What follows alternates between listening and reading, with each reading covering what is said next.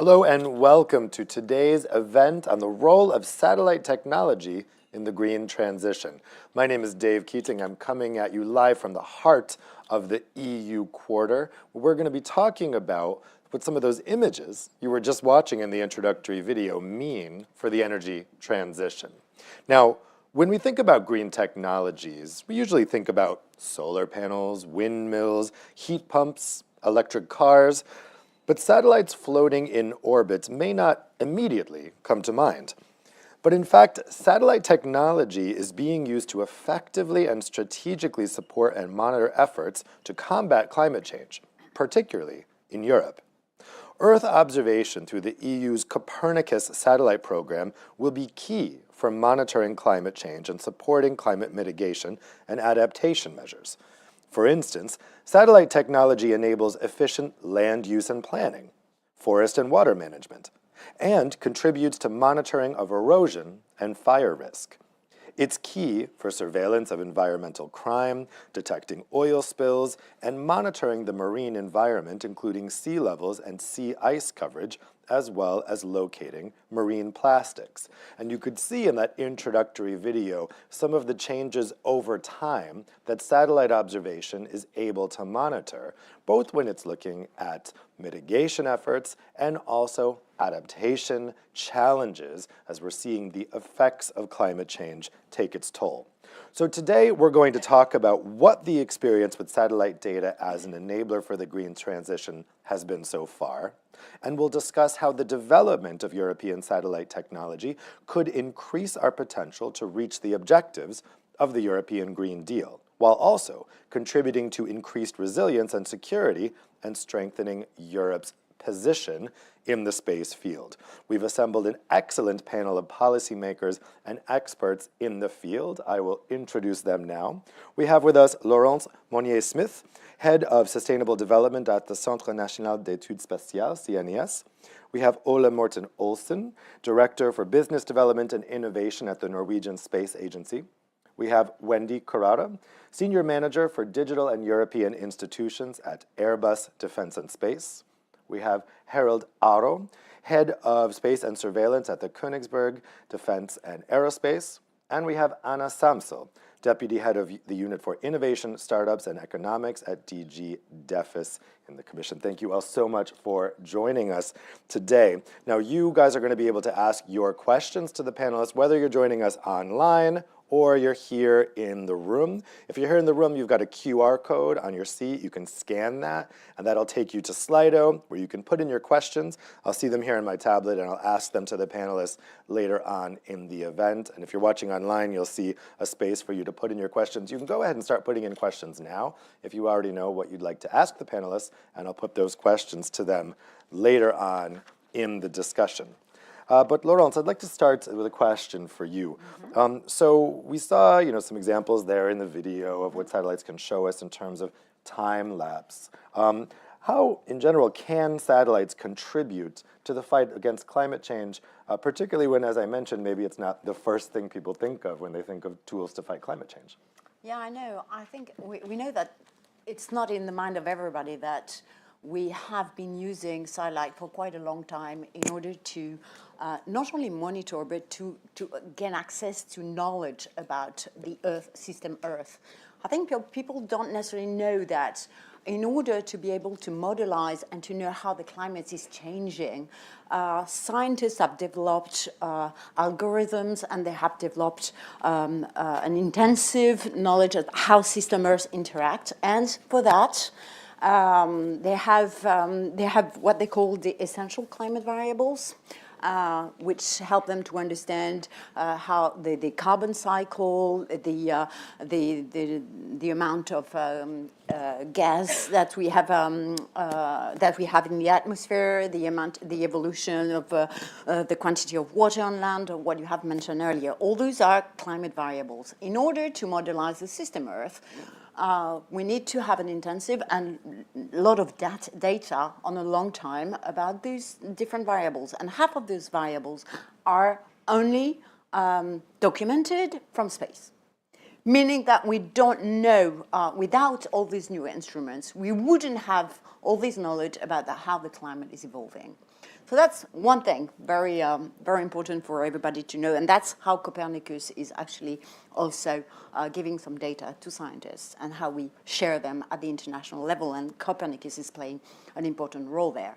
Apart from that, this is for knowledge. Apart from that, satellites, instruments that are placed on the various satellites are also playing a role into adaptation, not only knowledge, mitigation, but also adaptation, and give us important and specific data about how we have to adapt locally, giving us, and I will talk about this later about the Space for Climate Observatory, for example, but giving us data that will enable local authority to plan ahead and adapt to the evolution of climate concerning water, coastal areas, or urban heat planning, for instance, and other deforestation, fires, all the different topics you mentioned earlier.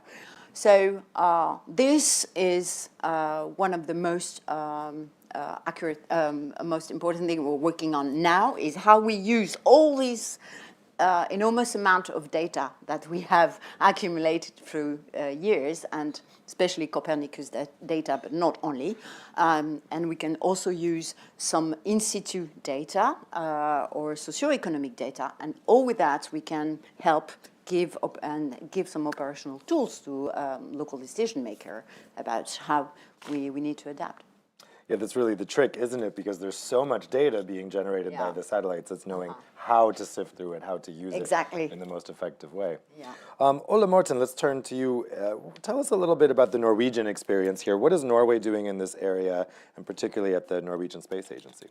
As I already mentioned, we are also part of the European space programs and also the Copernicus program. And that's the main pillar in the Norwegian climate satellite-related activities. So we have a national program for developing services from Copernicus. And this is for governmental use. And it's now covering a lot of the different parts of the government. So I will mention a few of them. So we have, for example, an INSAR, which are looking on displacement on the surface of the ground. So we can look if there is something happening with the groundwater or erosion. And that's have been running in Norway for 4 years. And now it's extended to the whole Europe through the European Union. So that's one example. Another example, that all the glaciers in Norway is monitored from satellite now.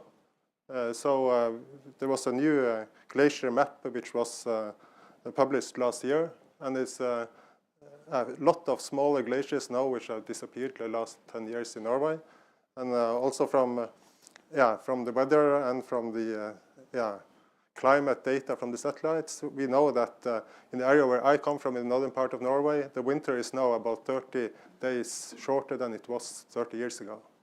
So we can see that things is happening. I will also mention one specific Norwegian initiative. So we have an initiative in Norway called NICFI. It's the Norwegian International Climate Forest Initiative. And this initiative, we try to do something which is not done through the European space programs we are part of. So Norway have put out a contract which was won by KSAT together with Airbus and Planet for high-resolution data for looking after the rainforest. So this means that the countries which is in the rainforest zone can get access to this data, and they can use it for their purpose. So they are used for monitoring, that they can get money from this international fund if they preserve the rainforest, but it can also use for other purposes, for social development and different things which benefits the societies in these areas. Yeah, a lot of different applications there. Wendy, a lot of different, I mean, what's very exciting, I think, about this is all the different technologies that are being developed. And at Airbus, I know you're working on a number of these things. Tell us a little bit about what technologies are being used right now and what might be possible, what's being developed for the future. Sure, and I mean, it's really exciting to see the capabilities that we have. And I answer that in three different steps. The first step is if you look at the payload, so actually what is available on the satellite, whether it's an optical or a radar sensor, and what can be seen. And there's been immense progress in the resolution and in the types of measurements that can be done on different variables. So that is one immense part, and we've heard about the increase in data being available. So there's clear progress on that. And in that respect, from the infrastructure part, which would be the second part, how is it that we downlink this data from the satellite? Because if you have something in space, let's say it's 620 kilometers above Earth, how do you make sure that the data comes back down to Earth at the right moment, in the right level of quality, for the right processing on the ground? And there, on the infrastructure part, there's been, whether it's the space data highway or laser communication terminals on board the satellites, but also all the processing which is done on the ground segments that enables high-quality tasking of satellites. If I think, for instance, of our Earth observation satellites, how is it that you benefit from the latest weather conditions to program the satellite to acquire images over an area up until 20 minutes or so before it passes over a point of interest? And how do you get the data back immediately? And that's the digital backbone of the operations of the satellite. And it feels a bit like in a science fiction movie. You can actually program the satellite now from a smartphone. So it's becoming even more pervasive and simple to use. And from a technological standpoint, the third axis I would like to delve into is really about the processing capabilities, to say, if you have this like huge flow of data, how do you deal with it, and what do you do with it? How do you process it, and how do you make it relevant? And it's about deriving the insights and having the right, let's say, cloud infrastructure, but also the right machine learning techniques, the right experts, the right ground data sometimes to validate models and such. And all of that will, I would say, from a technological standpoint, create an immense momentum to, let's say, connect the space, the digital, and the green, because the green is really going to be the area where it's the most impactful, I believe, for our citizens to see how technology in space is actually transforming how we understand our planet. I mean, we've had examples, for instance, from Norway on NICFI or from other variables of the planet, whereby you understand the dynamics of change. And to some extent, this technology gives us immense power to model what-if scenarios as well. And in terms of examples, perhaps on the technology I was mentioning, the sensors, to finish on that as well, if I look at Earth observation sensors, there's a new spectral band. So imagine that you have new filters on which you can work with on the different images, and that can be crucial in understanding the different parameters of vegetation to understand the health, the moisture of the soils and of the plants and the overall biodiversity ecosystems around that. It's interesting what you say about the modeling of what-if scenarios. We'll come back to that a little bit in the discussion. Harold, let's turn to you next.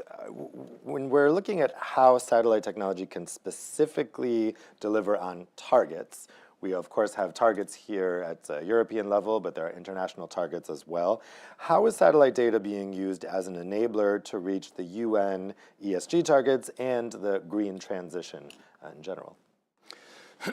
Yes, I think satellite data is quite important in getting the situational awareness. So are we tracking towards the targets that we have set? And secondly, are we complying with the rules and regulations that we have set?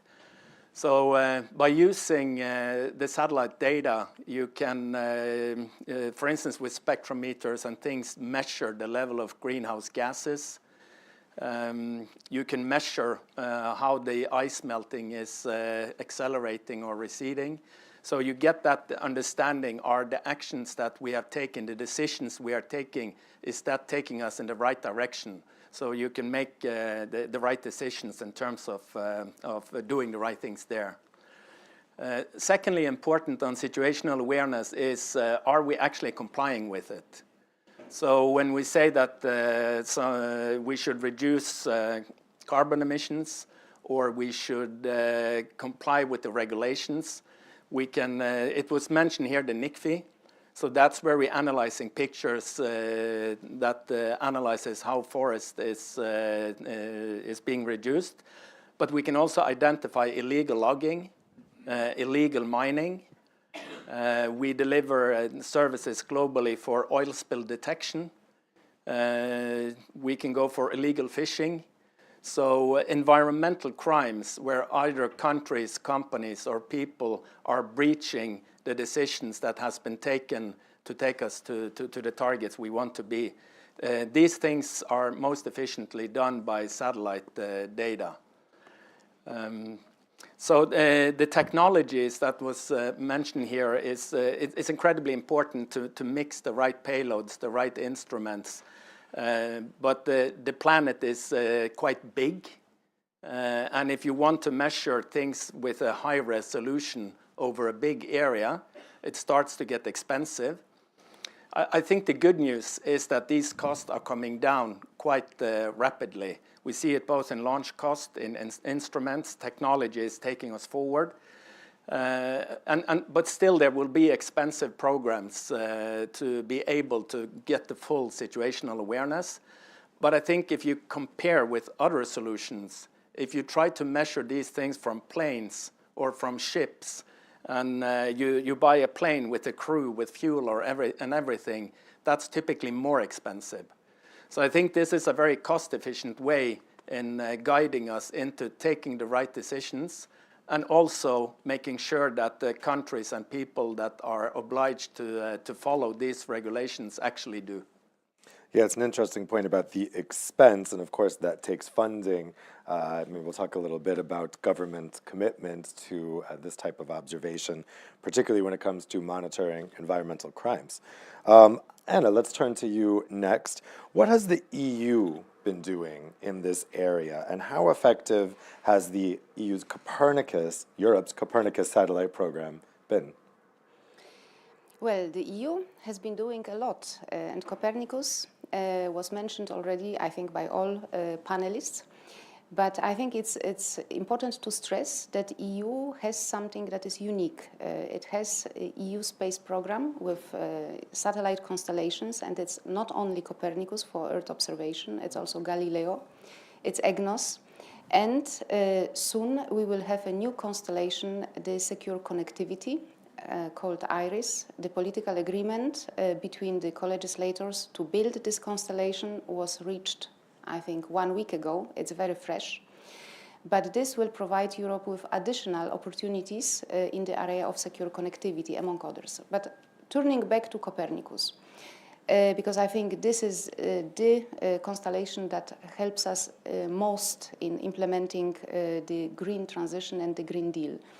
It has been a very good success. To start with the basics, 8 satellites, thousands of sensors, 16 terabyte data generated daily, and 6 streams of data delivery in atmosphere, climate change, maritime, land, security, and emergency services.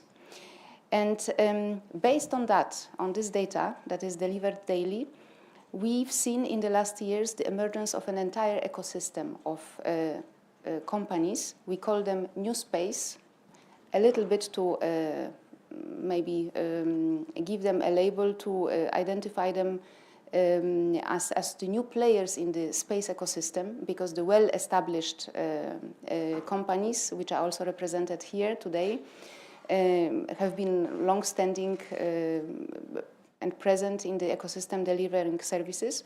But the new space companies, they take the data where we, since years, apply the open data policy, and they develop applications that help develop technologies and help to implement the political objectives of the Green Deal. You may be aware that under this commission, following the adoption of the climate law, all the legislation related to energy and climate is being revised. So we will have, let's say, completely new regulatory framework related to energy, in particular clean energy, renewable energy, energy efficiency of buildings, climate change related. And in all these areas, clean transport, and so clean technological processes to make our industry transfer or transit towards the climate neutral economy. In all these areas, the Earth observation data will play a role. I think we will talk probably later about user cases, but I think the main areas have been already mentioned: agriculture, forestry, energy, transport, and many others. Laurence, earlier you mentioned the Space Climate Observatory. Tell us a little bit more about what that is and how it's contributing to the fight against climate change. Yeah, well, it will allow us to come back on use case because this is precisely what it is. Well, at CNES, we have a long tradition about using data for to fight climate change and to use this data to develop some specific application. And since the Jason Serine altimetry, for instance, measuring coastal erosion and the elevation of the sea and the impact on the coastline, for instance. The Space for Climate Observatory has been launched in 2017 during the One Planet Summit. It's an international initiative among space agencies who wanted to gather at that time to make sure that all the data that we have, thanks to the European Commission policy and thanks to the different data we have apart from Copernicus from other type of satellites, using them together to help vulnerable countries. And now we have this international alliance. It started during the French Space Air Show in 2019 in its current form. And what we do is that we foster, we help, and we finance some projects, and those projects are defined with end users. Meaning, for instance, we have this FLODAM project, which is now being presented by President Macron to his counterpart Kamala Harris at this moment during his visit in the US. It's a French-US project. And this project is about how we modelize the impact of floods on the region and on population around the Mississippi, around the Garonne River in France as well. So it gives a precise idea to elected officials there to how they have to adapt, make sure that the infrastructure will not be important, or decisive infrastructure will not be affected by floods, for example. So this is just one example of the project. What is specific about the Space for Climate Observatory is that not only it is specified by end user, but also it is short-term. In 2 years, the project is over, and the operational tool is delivered to the end user. But also, it can be reproduced somewhere else, thanks to this international coalition that we have organized through the Space for Climate Observatory. And it's dealing with flood, it's dealing with forests. We have talked about that earlier with the Norwegian initiative. We also have this deforestation monitoring system, real-time deforestation monitoring system in the tropical areas. We have epidemiology projects as well because of climate change. But what is important is that it's very much oriented toward end user and space specific application developed by startups or already known companies. And you mentioned forestry. So Ole Morten, you had alluded to this earlier. Of course, forestry management is something very important to Norway. Tell me a little bit about how satellite technology can enable forest management, water management, efficient land use. How is that working in Norway? Do you think in Norway or through the NICVI? I would first take about the NICVI project. So what we did with the NICVI project, that we challenged the normal data policy from the satellite owner. So normally you don't have a free and open data policy for satellite data as you have in Copernicus. So with the contract, we challenged that a bit with the owners of the satellite data. So we have got it more open and free that is normal for commercial satellite data. And the reason for that is that the objective is to fight deforestation of rainforest, but we also wanted that the countries in the rainforest zone can directly get access to the data and use it for their own purposes for other things. So they can use this for management of forests, for farming, they can look after if something illegal is going on. So they can use it in a much more active way. And it's also one objective is that not the rich part of the world is telling the rainforest countries what to do. They can also use the data for themselves and adapt and do things without us telling them. They can use the data and decide also themselves what they will do, based on the data they have available. Yes, certainly with monitoring this type of thing, when you're using European technology to look at other areas of the world and rainforest management, I imagine there's political sensitivities there as well. When we're looking at the different technologies, what specifically can be used for land use management, for monitoring forestry use, water use? What are the specific technologies that work for that? Sure, and I mean, we've mentioned what can be done for forests quite a bit, so I'll stick to that example. I think everybody loves trees. And so typically here it's a combination of using optical imagery and radar imagery, where you can be able to do all sorts of things from measuring, let's say, the height of the canopy, understanding the health of the trees as well, based on the different, what I call biophysical parameters that can be observed through the different spectral bands. And it's also about understanding the dynamics at work in terms of deforestation on long time series, because what is also quite unique about these capabilities is that they are persistent over time. It's not a one shot of one image one day. It's comparable over long time series. And if I think of what we do at ABAS through, for instance, our Starling deforestation monitoring tool, we've built time series that leverage both Landsat data from NASA as well as Copernicus Sentinel data, combined with commercial imagery to really add value for these sensors over a 22-year time series. And from there, actually understand the dynamics. So we can see those dynamics at scale from space and understand what is happening. Why is there deforestation? What is driving the deforestation? What crops are planted after the forests are cleared? How does that evolve over time? And that can then help lead action on the ground in those areas of the world and raise awareness around that. But if I take also a step back from forest and look at other areas, typically what we can also do is, flood was mentioned. That's an excellent example. We're seeing more and more areas in the world that are experiencing dramatic events such as floods and the landslides that follow. So here it's understanding the dynamics of the terrain. Ole Morten mentioned that, for instance, with radar, we can actually manage and understand land surface movement, which is now quite precise with radar imagery typically. So all these types of parameters are becoming more and more essential. And it's not just the before and after aspect of all of this. It's how do we understand those dynamics and not simply that unique moment of time to build back and to adapt. I think this is what Laurence was saying. How do we adapt from that?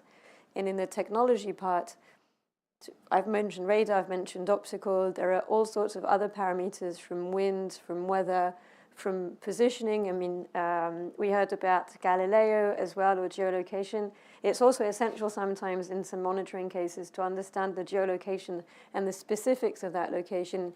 And here perhaps to give you a final example on agriculture, well, if you imagine a field of several dozens of hectares of land, how do you guide, for instance, the farmer in using the best possible irrigation techniques? And you need to combine Earth observation imagery to understand the specifics of the terrain and where, for instance, you might want to water the crops a little bit more. But if you can't locate that specific place, how do you do that? Or how do you guide the farmer and the machine? And in agriculture, that's particularly mature in terms of approach. And all sorts of companies are developing all these solutions. I mean, we at Airbus provide a lot of imagery. We contribute to Copernicus as well. And so many different actors can come and play a very critical role in developing applications, because it's not even the sky that's the limit. It's basically, your imagination and what the satellite can provide for that. Yeah, it's interesting how much location is important there and how much satellites can actually contribute to people on the ground being able to get to the right place to solve some of these issues. Harold, you mentioned environmental crime earlier. And we know that there's monitoring to make sure that targets are being adhered to, and then there's monitoring to make sure that the law is being adhered to. Tell us a little bit more about how satellites can be used to monitor environmental crime and how that can be used to stop environmental crime from happening. Yeah, I think there are a lot of good use cases. A lot of them have been mentioned. So if we go illegal logging, illegal mining, illegal oil spill, illegal fishing, all these things can be monitored. Some of them are areas where time is not really critical. If someone is starting with illegal mining, then that's not done in an hour or two. That's something where you can analyze the data. Some of these others, if you have a ship spilling oil, then time is of the essence. And that requires a lot of technology, because there is typically not one instrument that gives you that. You can be lucky and have a camera looking at it, but that's luck. What you typically would do, you would have a radar that would identify that there is oil spill on the ocean, and you would other instruments to figure out which ships have been in this position at what time. And these data need to come together very rapidly, both to have them downloaded rapidly, but also have them processed rapidly. And that's where technology plays in, because you cannot just have a human operator watching thousands of images coming like a flood constantly. This has to be done by machine learning techniques and other advanced analytics. And I think there is a point to also be made there. I think what we see here is that making these data available for additional applications, where you will have a lot of the new space companies coming in, they add a lot, tremendous power into having more applications, having more use cases for using these data. At the same time, we need to be realistic that there needs to be a governmental market to allow that to happen. The person who developed the camera also needs to have a salary. So either you could have him have the salary by having someone paying for the data, or you could have someone paying for the satellite to come up and sharing the data freely to all those that can make these applications. And I think what we're seeing now is a combination. And I think this is one of those areas where institutions like EU and others can play a role in making sure that we not only monetize for the institutional programs, but also make solutions that journalists, that new software companies and space companies can take this, and that gives a lot more effect out to prevent all those use cases in terms of environmental crime. Yeah, that's interesting that you mentioned that. And follow-up question, you mentioned the data has to be processed, but then the data, if it's an environmental crime, it has to go somewhere for someone to enforce that. What are the next steps, and is there a difficulty when and if, as you mentioned, maybe the governmental authority that's in charge of the waters where an oil spill has been detected hasn't paid for that data, or doesn't have access to the data somehow? Is that a barrier in the actual enforcement of when an environmental crime is identified via satellite technology? Yeah, that would be a barrier, because if someone is having that job, developing that technology, or analyzing the picture, we need to make sure that he or her gets his salary paid. At the same time, we want as many as possible to get use of the data, to make them effective. So this could either be done if a governmental market supports it, or institutional market, or you could have more satellites coming up if the companies can monetize on them, but then they can't share the data freely because they need to monetize on the technology they have developed. And I think both solutions, we see both examples these days. So Anna, Harold is saying maybe the EU could have a role here. Is this something that the EU is looking at in terms of how to make sure the data is, well, that the technology is paid for, that there's incentives to develop it, but at the same time that it can be open to all?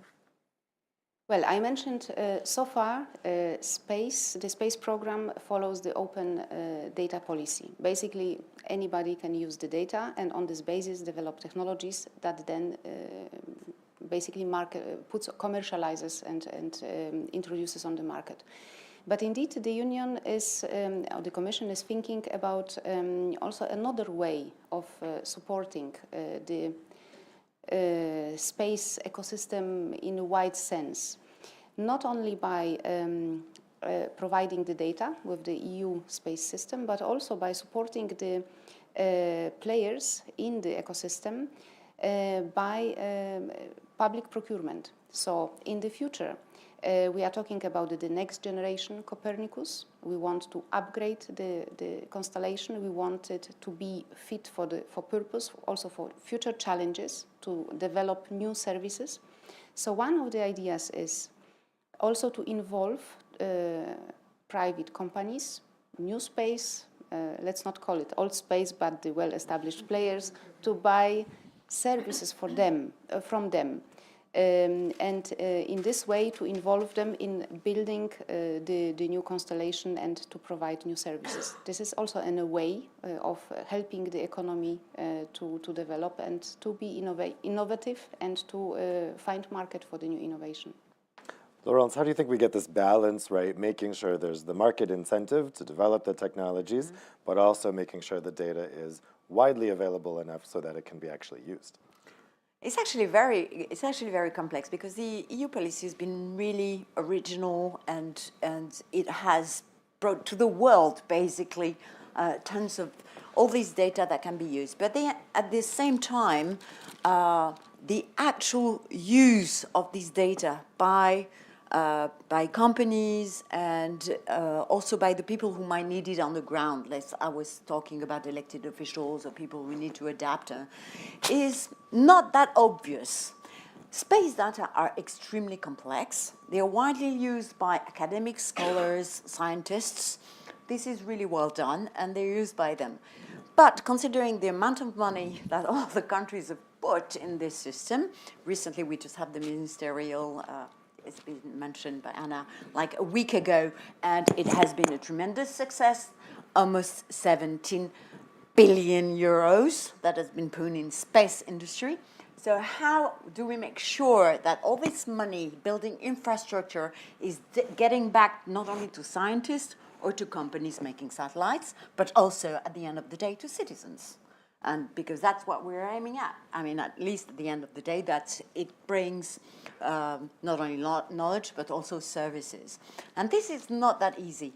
We've been talking about public procurement, and that's quite true. In France as well, we have a program called France 2030, who's trying to organize that, the public just like public agencies or people like NES, for instance, can buy some services and organize with the end users how it's going to frame, what type of services to think about all these services before. Because we don't, I mean, citizens in the countries or farmers or agencies who might need those data might not even know they need those data. We know it exists, but they don't know what they can do with it. So it is our job as public entities to try to organize this market and make sure that all this money that we put into space industry is actually coming back to raw services to citizens.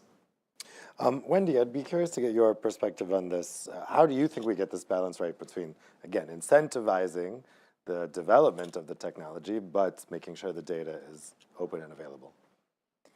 I would say that there's a strong need for awareness raising around the impact and the scientific aspect and the contribution of Earth observation and satellite data for science is clear and undisputable, and that's really what has even helped raise awareness around climate change in the scientific community. And it's about potentially reconciling the impact for the citizens and for the businesses and for those who actually work with the data, and to not oppose, let's say, the academic and the more operational perspective by really focusing on impact, which could drive take-up. And if you drive take-up, considering the amount of interest there is right now in space, the new actors who are providing solutions, the new procurement frameworks that are also being put in place, for instance, on the EU level, that will create an extra momentum. But if we keep putting space data exclusively in the scientific world, the take-up that we're all expecting in the other areas that are absolutely essential to drive change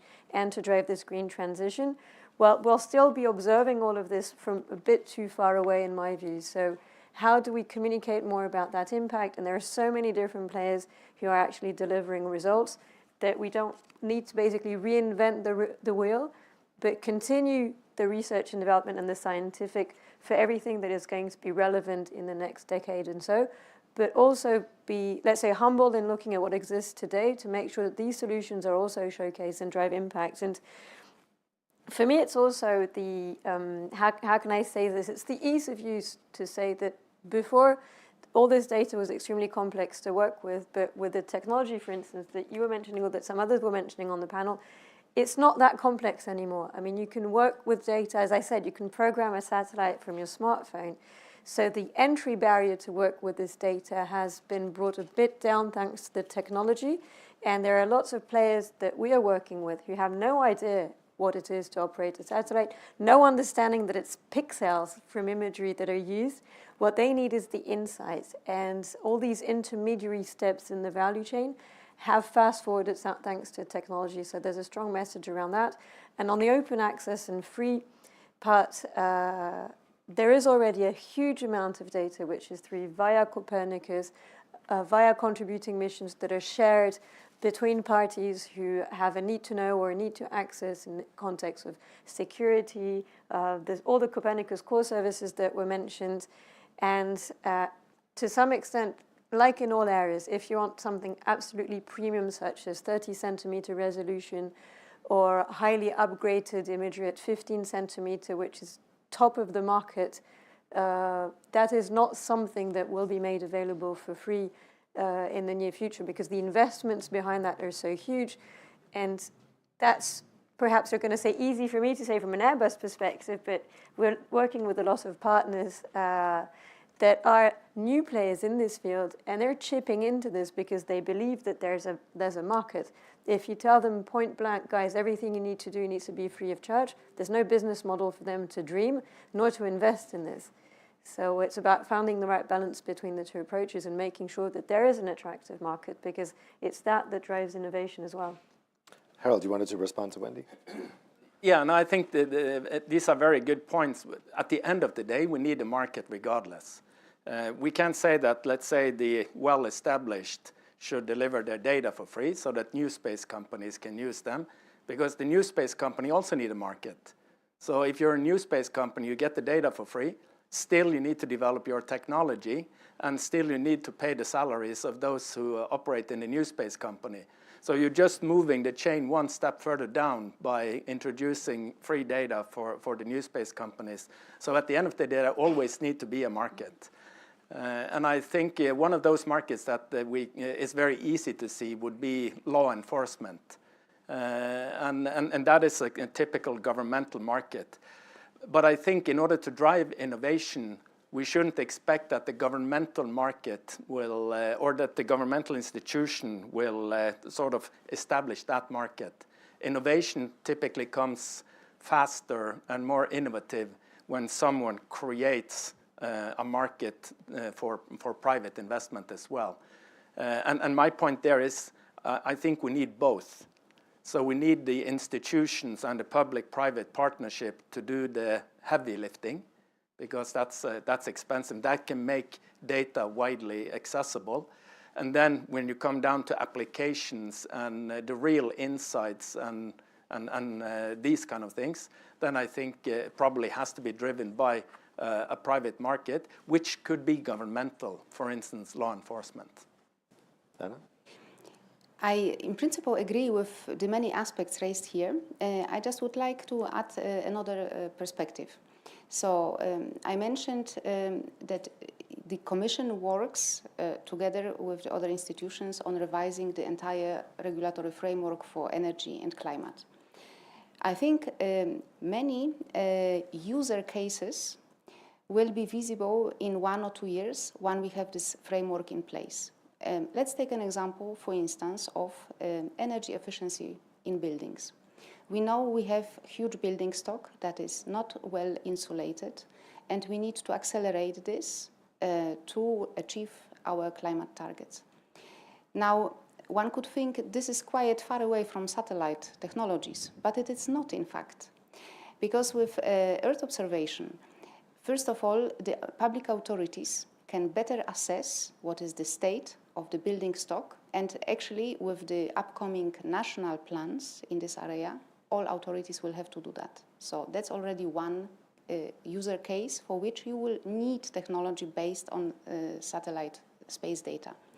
Then you need, of course, all the private companies that will take care of the better insulation of the buildings. And they, of course, can also use applications developed by market players to see how to better locate buildings, what is their state, how to address the issue of energy efficiency, or, for instance, is a building well located in terms of solar radiation to put solar panels on top. So you see, I think it's all true what has been said. We invest a lot. There is still a lot to be done to support the ecosystems and the companies by private and public players. But I think space has a big future, and as we used to say in the Commission, space is horizontal. So basically it has a user case in almost every single sector. Plus, on top, we are also aware in the Commission that let's say, development from a startup to well-established company on the market is indeed difficult. So that's why we put in place Cassini initiative that supports the startups along the entire development stage of the company, from idea to prototype to commercialization, with access to funding, with accelerator services, with matchmaking with investors and potential clients. So I hope all together this will help the ecosystem in space and in other services to develop even better. Ole Morten, you wanted to comment as well? Yeah, I think we are in an interesting time now, because we are on a crossroad between the old way and thinking about satellite and space and a new one. And historically, the end customer is the government. So, and that means that the objective is either science or some public good or something other related to the governmental, what the government is doing as a government. But I think what we see now, that is also a new market, as you mentioned, that where this end user is not the government. It can be a company, or it can be the person in the street. And when we get that, then it's much easier to make this as a commercial viable system. So even if today are talking about new space, often new space still have the customer as the main customer, the government as the main customer. And to get really into a commercial setting, then we also need to widen up who is the customer of the services and data we are providing. Well, let's take some questions from the audience. We've had a couple come in. First question I'm going to put to Anna. So this question comes from Timon Bugajski. To the European Commission, what is required to achieve European strategic autonomy in space? Very topical question, but I think it's something I was curious about as well, because we've been talking about European technologies here, Copernicus, Galileo. Galileo in particular was very much built as something to, if not rival US technology, at least catch up. So what is the added value to Europe having its own satellite monitoring here? And is it part of this wider effort that we have here in Brussels now for strategic autonomy for the EU to be self-sufficient? Yes, it is part of this efforts, but here we are leaving a little bit the Green Deal. We are zooming out at much wider landscape. So indeed, I think in particular the COVID pandemic and also now the war in Ukraine demonstrated that there are areas where Europe is dependent. Basically, we use technologies that come from third countries, and if a conflict happens or the geopolitical situation changes, suddenly we have quickly find alternatives. And strategic autonomy in space would basically mean that for certain technologies we are self-sufficient in Europe, or that we have the supplier, or sometimes even when we talk about links between space and security or space and defense, that we will have the entire value chain in Europe, and maybe alternatives in like-minded third countries. So this is indeed a very topical issue. We work on this with our partners, with the member states. We also, having this in mind, support the development of certain technologies through Horizon Europe, the largest research and innovation program, with priorities that basically are driven by certain needs also in space. And we support new space, again, also from this perspective. Not only, but there are certain technologies like semiconductors, basically they are needed in all sectors, plus on top, semiconductors, chips that we need in defense and in space, they have on top to fulfill certain specific requirements because they are used in different conditions. So, yeah, investment in research, in innovation, support to companies that think and develop the technologies we need, and cooperation with partners, public partners, but also with the industrial partners. Laurence, do you think it's important for Europe to have its own satellite monitoring technology rather than relying on US technology? Well, cooperation with the US, especially today that our president is in NASA with coming out, I can't really say that we want to be completely independent. We've been working together since the beginning of the space adventure in France, and cooperation with the US has been tantamount. The thing is, we need to be maybe not completely independent, but we need to be able to be sure that what we have committed for is actually properly done, and we can do that through our system. We're using other satellites and other type of data through cooperation, and that's fine. But at the end of the day, the research that we might need to be resilient to whatever happened in the next, I don't know, decade or so. And the more self-sufficient we are, the more we ensure that we will be able to deal with the evolution of climate. But as far as we can, and as much as we can, Europe has always welcomed in the space area, and especially in science, international cooperation. So the more we can do, the happier we are. Harold? Yeah, I think strategic autonomy makes a lot of sense, not because of rivalry, but because of controlling our own destiny. So I don't think the main topic is to distance from US. I think there is a lot of good cooperation. In my company, we have 40% of our business in US and approximately 40% in Europe, and we love working with both. But I think for Europe as a continent, if you see, we're getting more and more dependent on space capability, as we talked about. What we are talking about now is going to increase a lot. So if you go, 10 years down the road, and you see that in Europe, we would really like to take it to the next level here, you need to have that technology base available. You can't be dependent on waiting for someone else to take the right or the same direction as you do. So I think developing that technology capability inside Europe makes a lot of sense. And that makes us also a better partner to cooperate with the US. Let's take the next question from the audience. Ole Morten, I'll put this one to you. It's from Johan Hammerstrom. Do you think that decision makers are utilizing the potential of satellite data when it comes to climate monitoring? If not, what do you think are the barriers to better utilization? Yeah, I think he's into something which I think we have a challenge. We know a lot about the Earth system and the climate, but it looks like at least in the public, there is a discussion about, is this true or not? And from the scientific community, they try to be really objective, and they try to provide facts, and the politicians can make a decision based on the facts.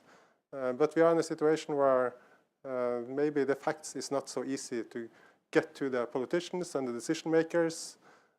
So I think we have to work on it.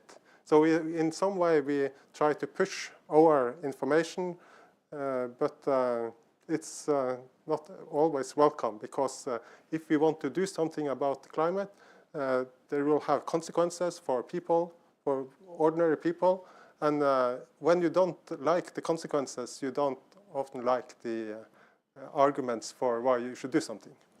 So instead of discussing what we should do, sometimes we discuss, is this true or not? Anna, have you observed any particular barriers to better use and utilization of this data by policymakers? To better use? Better use of satellite data for taking climate action? Well, difficult now to say. What would you have more concretely in mind? If there's barriers that either at national level, at EU level, as the questioner asked, for better utilization of the data in policymaking? I would rather see, but I am now talking from the perspective of a service of a commission that is really focused on let's say, developing the space program and uptake of the data. We are talking mainly to our other colleagues in other services to raise awareness about the fact that we have such a wealth of data. And on the one hand, there's no obligation to use space data, but we try to raise the attention of our colleagues that they can do that. And for instance, in the Horizon calls across all sectors, we introduced, let's say, a condition that if for a specific project space data should be used or are needed or would be useful to use, please use first the data from the EU space program and not turn maybe to something else.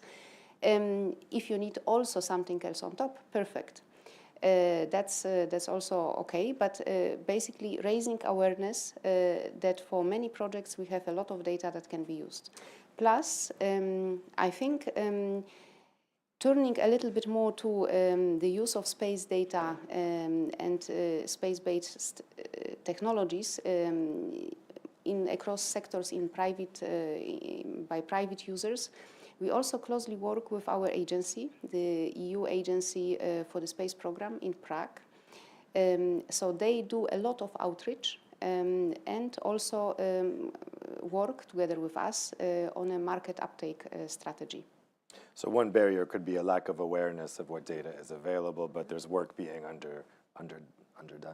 undertaken to spread that awareness among policymakers.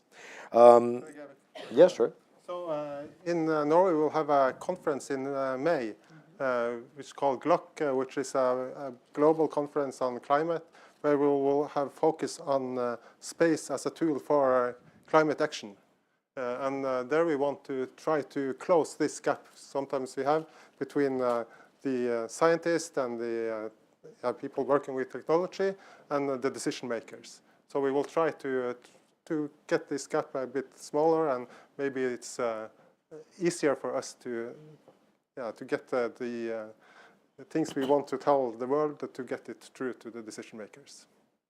Well, another questioner from the audience, an anonymous questioner, wanted us to come back to specifically to geolocation and how that can be used. So the question is, the panel has focused a lot on Earth observation, Copernicus. What are the best use cases for precise satellite navigation through the Galileo program as regards contribution to current and future green technology? It's open to anyone, yeah?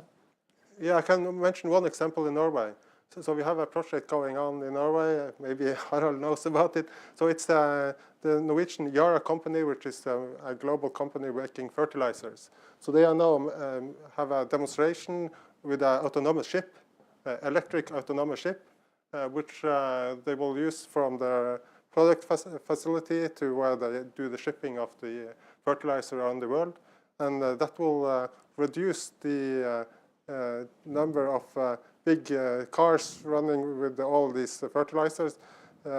Today they are about 40,000 trailers going every year just between these 2 points, and that will be removed completely. And this is an autonomous ship, and that's 100% reliable.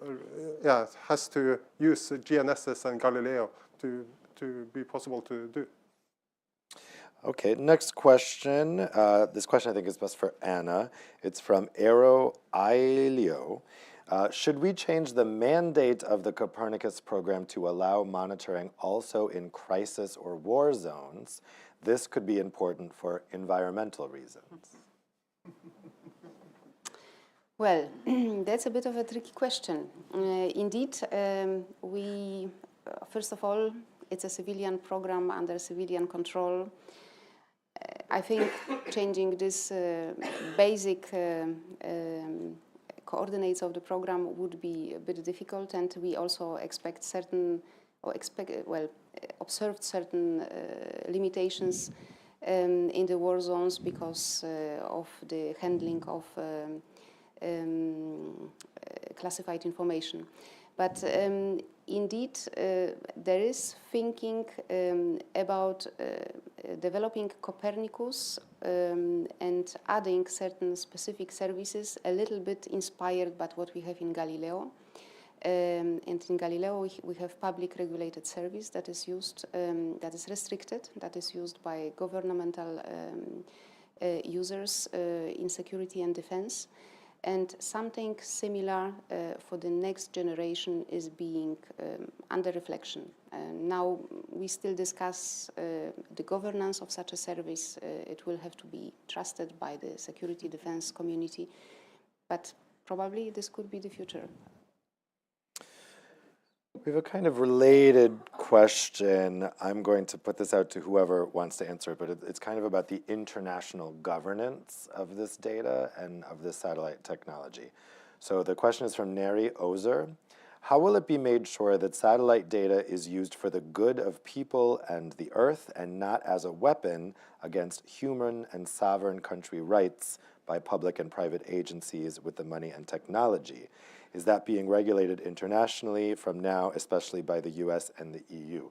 So are there potential sovereignty infringing issues here, particularly when you're talking about surveillance from the sky?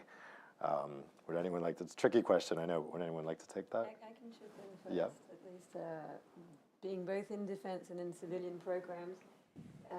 There is a lot of existing regulation in the French context, for instance, from where we operate our satellites, as well as in the international context in terms of the access and the sharing and the limitations to classified data, or what we call sensitive information, which also brings back to the discussion earlier about can everything be free and open? No, it can't, because sensitive information is governed by, let's say, the resolution, the frequency, the area of interest and such like, and the capacity to revisit certain areas. So this is what will determine the level of classification, and governance is in place, and there are national laws and international regulation about that. When it comes to the sharing in the context of Copernicus, so for the emergency services, the security services, or what is done by Frontex or by SATCEN, that also use a lot of data for border protection or civil security aspects, those are things that are in place and fully institutionalized with the right governance. And to come back to what Anna was saying, if there's a Copernicus security type, like all the assets are there to use the data and the assets, it's just the governance and the mechanisms to say this is on a need to access and a need to know basis. So how do we work with these circles of trust? And on that basis, by ensuring that the data is in the hands of the right organizations and the right people, this at least should come up with a mechanism to ensure that it's not used for other purposes than the one it's been agreed for. So it's a bit of a broader way to approach the question. Well, thanks. I think we have time for one last question before we go around for a round of concluding thoughts. And I'm going to put this question to you as well. So this question is from Ida Jewel Solheim. To what extent can satellite technology be used by companies to ensure a sustainable supply chain and compliance with regulation, like, for instance, the EU Forest Directive? I think we discussed the user cases in the beginning, and forestry was prominently mentioned by many of the panelists. I think, the use of satellite technology in this particular case, for instance, for the policymakers, would mean to change the way what and how we negotiate trade agreements. This could have fit into the policy. And it would, of course, then have impact on well, the companies and their compliance with the regulations, right? So I think in this way it would be, it can have impact and it can be useful. I would also like, if possible, to add one remark to what we discussed previously, and the use of satellite data and technologies, well, the way we would wish it to happen or not. I think talking from the EU perspective about the international landscape is difficult, because the Union is in all documents stressing that we are committed to peaceful use of space. And this is what all member states and the Union are doing. Now, internationally, we have to also see what others are doing, and we cannot commit for others, right? We can lead by example. The challenge, however, is that certain technologies are developed, and as a technology, they are neutral, they are value neutral, but they can be used for different purposes. We can have in-orbit servicing technologies that are used for refueling a satellite. And this has a contribution to sustainability. You don't have to bring the satellite down and put it back in orbit. But the same technology can be used for different purpose. So it's all about the mindset and the commitment to the values and how we implement them. Well, before we wrap up here, I'd like to get some concluding thoughts from each of you. Just quick 30-second kind of key takeaway from today's conversation. So what kind of sticks in your mind about what we've talked about here today, the key thing that jumped out to you? Laurence, let's start with you. Yeah. The key thing for me is, I think Anna's just mentioned this, is that we are pretty much at a turning point where with all the data we have, with all the energy, political commitment, and the development of key industries in that area, for instance, have brought to us Europeans an enormous amount of possibilities to help our citizens, our communities, to fight against climate change. But nevertheless, the last mile, what I call the last mile, is the end user mile that we need to, this last trajectory we have to make sure that all these data we have developed, all these industries, companies that are starting to provide services are really answering to specific needs. And we want to, and that's what we're doing in the Space for Climate Observatory, we really want to raise awareness and to organize this ecosystem to make sure that the needs are coming up and meeting and meets with all these data providers that we have. Ole Morten, key takeaway? Yeah, so climate is a global challenge, and it has to be handled on a global arena. So we have seen in discussion here today that something can we do on a national level, but we all also have to have collaboration, either on the European level or maybe also with, for example, US. So we cannot do everything ourselves. A small country as Norway, we understand that very easy. In France, they understand it also. So everyone wants to have some bigger arena where they can collaborate, and sometimes that also means globally. Wendy, key takeaway?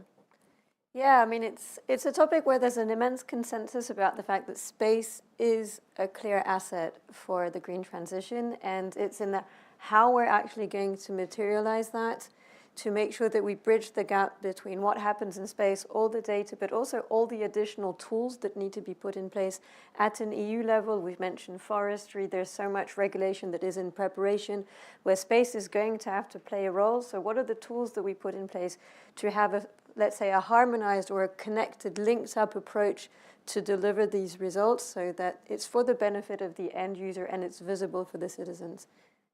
Harold, final thoughts?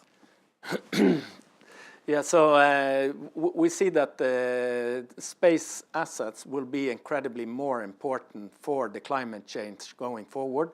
There will be more satellites, there will be more instruments, there will be better technologies to process, and this will bring transparency to the actions that we are doing and the effect of what we are doing.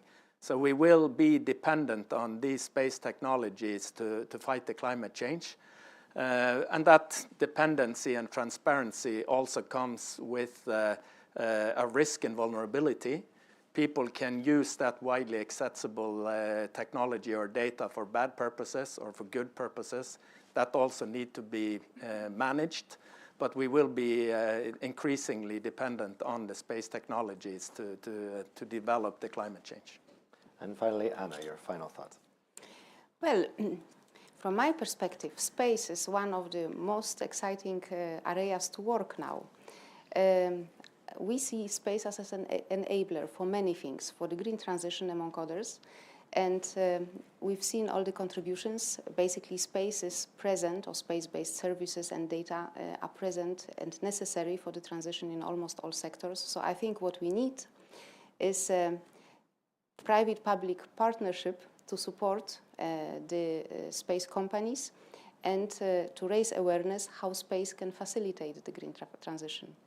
Certainly is an exciting area, and it's been a really interesting discussion with all of you when we're learning about what's happening right now, but also what's going to be possible in the future. And I think, and as you mentioned, raising the awareness of the tools that are available to policymakers, to companies, to everybody involved in the climate fight is really important. So thank you to all the panelists for some really great information. And thank you here in the room and also online for spending your early afternoon with us. There'll be a lot more to come in this policy area. So stay tuned, and I'm sure there's lots to talk about afterwards here in the room. So thank you very much for watching, and I wish you an excellent rest of your day.